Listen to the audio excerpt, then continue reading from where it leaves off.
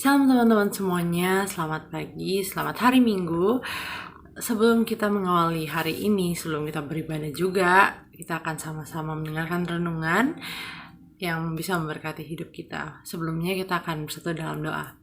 Tuhan Yesus yang baik, terima kasih Tuhan, pada hari ini kami masih diberi kesempatan untuk bangun Tuhan, dan juga kami bisa diberi kesempatan untuk mendengarkan sebagian kecil dari firman-Mu Bapa. Kiranya Tuhan pakai lidah mulut hamba-Mu ini menyampaikan firman, kebenaran firman Tuhan yang menjamah setiap hati kami, dan Roh Kudus yang menjamah, menuntun kami, menolong kami dalam melakukan setiap kebenaran firman-Mu Tuhan.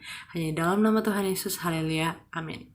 Baik teman-teman, sesuai judul yang tertera di judul, yaitu Kuasa Puji-Pujian.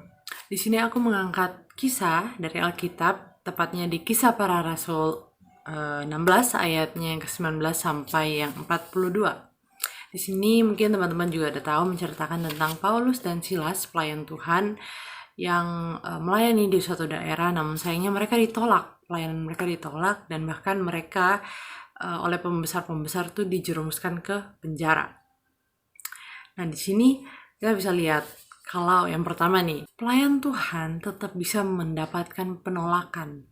Tetap bisa mendapat penolakan, bahkan hinaan, caci maki, dan juga kalau seperti ini malah dijerumuskan ke penjara. Dan di sini akan menimbulkan pertanyaan. Pertanyaan adalah, apakah kita mau tetap setia dalam melayani Tuhan, atau kita justru meninggalkan pelayanan kita ketika kita dapat suatu percobaan, dapat badai kehidupan dalam melayani Tuhan?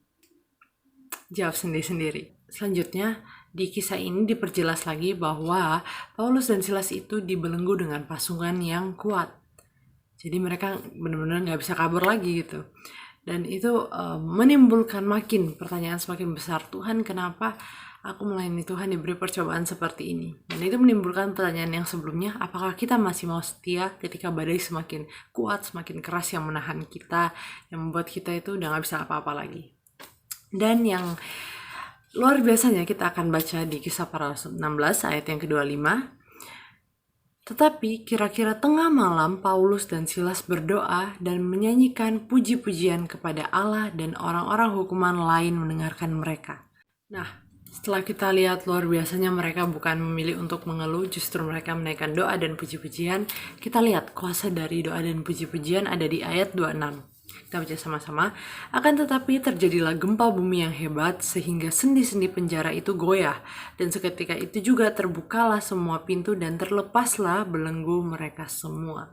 Jadi kalau kita bayangkan ya teman-teman, di suatu penjara di tengah malam tiba-tiba ada dua orang ini dibelenggu dengan pasungan yang kuat. Mereka justru berdoa dan menaikkan puji-pujian.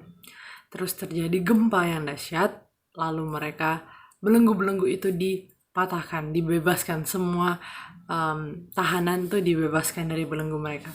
Di sini kita bisa lihat, aku dapat rema ketika kita berdoa dan menaikkan puji-pujian pada Tuhan dengan hati yang tulus, hati yang bersyukur, kita akan lihat ada belenggu-belenggu yang dipatahkan. Bukan cuma belenggu kita, tapi belenggu orang-orang lain. Luar biasa kan kuasa doa dan puji-pujian.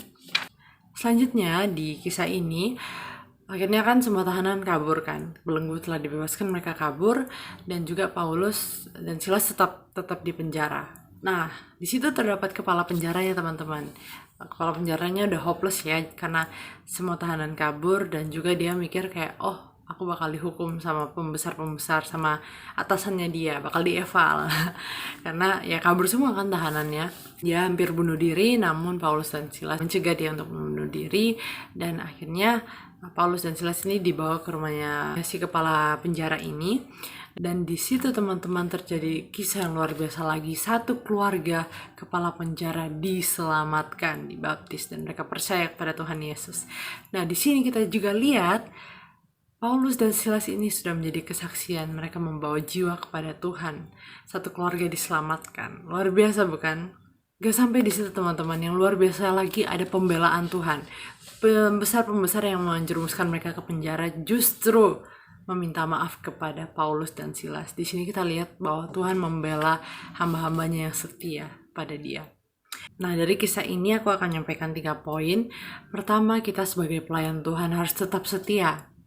setia apapun situasi dan kondisi, tantangan, rintangan yang kita hadapi, tetap setia. Buat next pengurus selanjutnya kelas 11, pasti dalam pelayanan akan banyak banget tantangan yang kalian hadapi, baik internal atau eksternal, tapi percayalah Tuhan pasti akan menolong. Jadi tetap setia dalam melayani Tuhan. Dan kedua, ketika kita sudah dapat tantangan tersebut, kita merasa udah berat banget, gak usah mengeluh, tapi berdoa dan naikkan puji-pujian kepada Tuhan. Tuhan akan membebaskan kita dari belenggu-belenggu masalah itu.